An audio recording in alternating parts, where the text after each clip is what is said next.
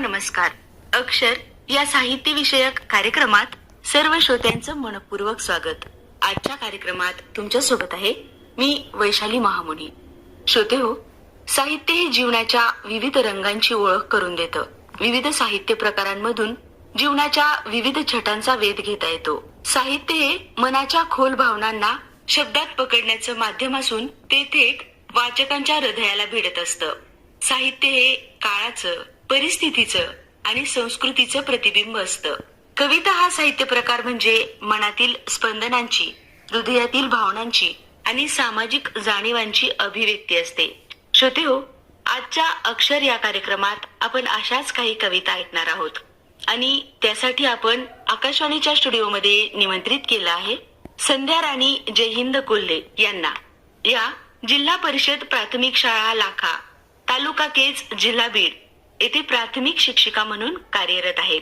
Madam, आकाशवाणीच्या स्टुडिओमध्ये सर्व श्रोत्यांच्या आणि आकाशवाणीच्या वतीने तुमचे खूप खूप स्वागत. नमस्कार श्रोते हो, मी संध्या राणी जयहिंद कोल्हे. मॅडम, कार्यक्रमात आपण श्रोत्यांना तुमच्या कविता ऐकवणार तर आहोतच, पण त्याआधी तुमचा थोडक्यात परिचय काय सांगाल? नमस्कार श्रोते हो, माझं माहेर कळंब आहे आणि सासर लातूर आहे. साहित्याची आवड ही लहानपणापासूनच होती, पण कॉलेजच्या काळामध्ये मित्रमैत्रिणींसोबत गप्पांमध्ये वेळ घालवण्यासाठी आम्ही साहित्यावर चर्चा करत होतो आणि तिथून साहित्याची आवड निर्माण झाली आणि 2019 पासून ही आवड मी जोपासलेली आहे. त्यामध्ये माझे काव्यसंग्रह प्रकाशित आहेत, पुस्तकं प्रकाशित आहेत. माझं बालपण हे मुरुड येथे गेलेलं आहे. बालवाडी ते डीएडचं पूर्ण शिक्षण माझं मुरुडमध्ये झालेलं आहे. साहित्याची आवड 2014 पासून होती आणि त्यामध्ये 2019 पासून थोडीशी प्रगती केलेली आहे. षटकोळी हा नवकाव्य प्रकार साहित्यात मी स्वतः निर्माण केलेला आहे. त्यानंतर षटकोळीची गुंफण, रिमझिम षटकोळी, काव्यसागर, काव्यप्रेमींची गुंफण ही षटकोळीचे काव्यसंग्रह प्रकाशित आहेत. माझा स्वतःचा मनतरंग हा षटकोळी काव्यसंग्रह प्रकाशित आहे. त्यानंतर काव्यामृत आणि काव्यसार हे देखील काव्यसंग्रह प्रकाशित आहेत. पुष्पबहर हा चारोळी संग्रह प्रकाशित आहे आणि अभंगगंगा हा अभंगाचा काव्यसंग्रह प्रकाशित आहेत.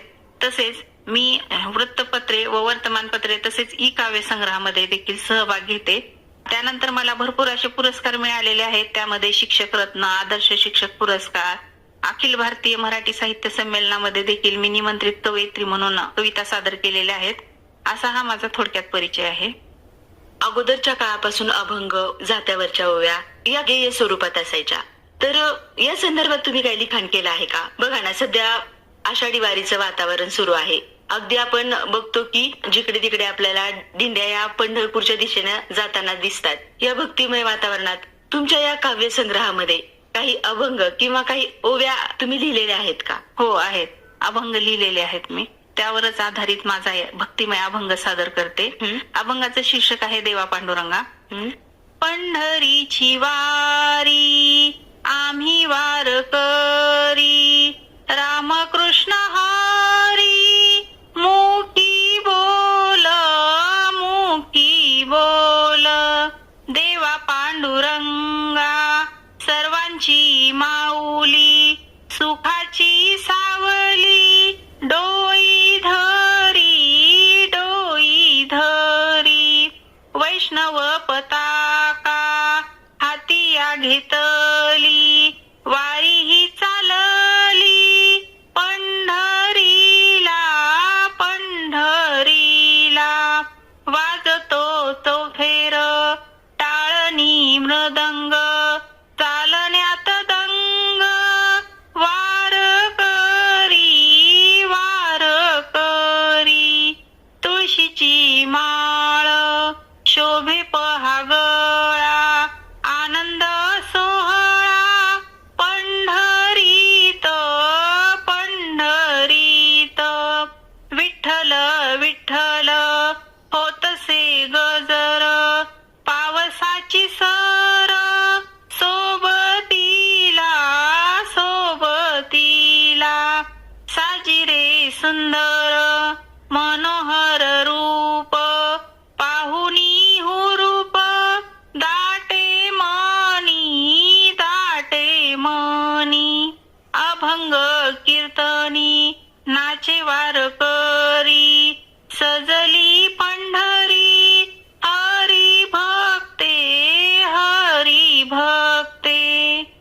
खरंच मॅडम, एक कवयित्री आणि एक गायिका या दोन्हीचा सुंदर मिलाप तुमच्या या सादरीकरणातून दिसून येतो.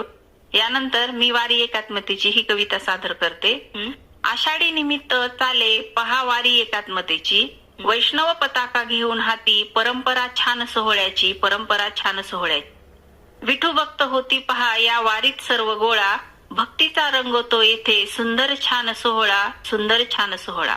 चिपळी मृदंगासवे वाजे सुमधुर टाळ, चंदन टिळ्याने छान शोभत से भाळ, चंदन टिळ्याने छान शोभत से भाळ.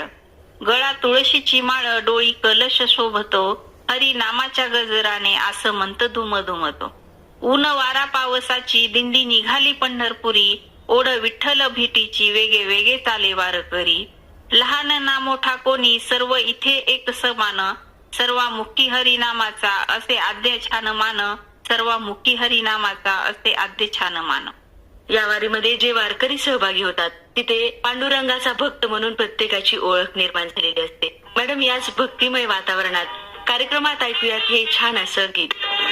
पाऊले चालती पंढरीची वाट, पाऊले चालती पंढरीची वाट, सुखी संसाराची तोडून या गाठ, सुखी संसाराची तोडून या गाठ.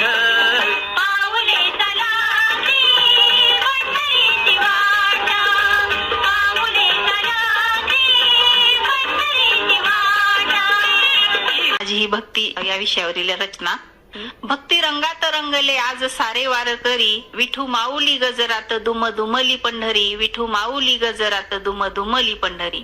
आषाढी एकादशीला जमे भक्त वारकरी, मुखी बोल त्यांच्या असे रामकृष्ण हरी, मुखी बोल त्यांच्या असे रामकृष्ण हरी. भक्तिमय झाले पहा पंढरपूर नगरी सर्व, राग द्वेष अहंकाराचा उतरलाच आहे गर्व, राग द्वेष अहंकाराचा उतरला आहे गर्व.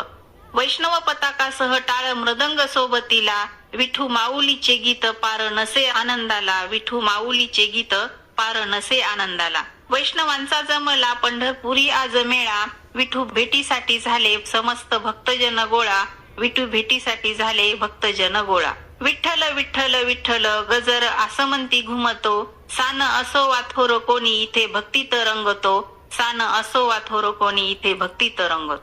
यानंतर आई या विषयावर कविता सादर करते आहे. स्फुरतेस सदा आई माझ्या काव्यात तू, आशीर्वादाचा हात ठेवतेस डोई तू. चुकल्यावर सांगतेस समजून मला तू, चुकल्यावर सांगतेस समजून मला तू, रुसल्यावरही समजावतेस मायेने जवळ घेऊन तू. चिव काऊचा मुक्की घास प्रेमाने ओठे भरवतेस तू, अंगाई गीत गाऊनी मला कुशीत झोपवितेस तू.